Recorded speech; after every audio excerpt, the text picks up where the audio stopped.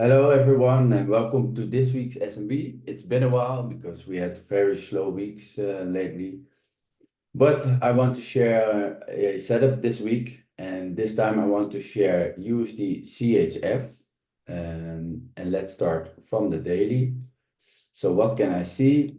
We had a bearish momentum with a bearish impulse here, and the price is slowing down right here. So if I go to the line chart, I can see shoulder 1, the head, and shoulder 2. I'm aware of the fact that we have a wick all the way down here. But also what could I see is the bullish M with leg 1, 2, and 3. So a pattern within a pattern.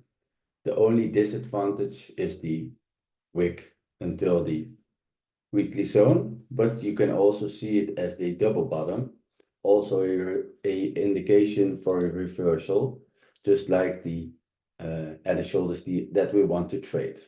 So the daily is clear, so we could go to the weekly.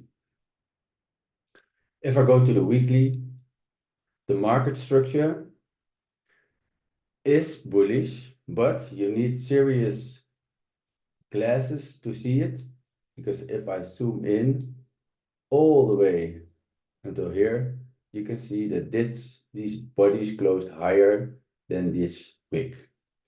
So the market structure is bullish, and also we had a few months of bullish momentum, and now we have a few weeks of bearish momentum. So it's not the most clearest market structure, so I don't count it at the moment.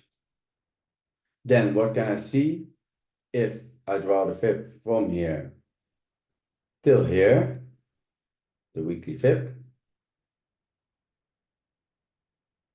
our fib is active, but as I said, I don't count the market structure completely bullish.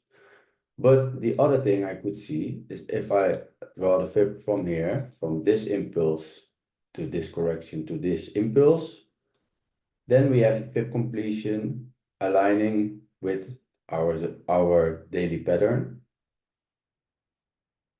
So the fib is in our advantage. Then the last candle close,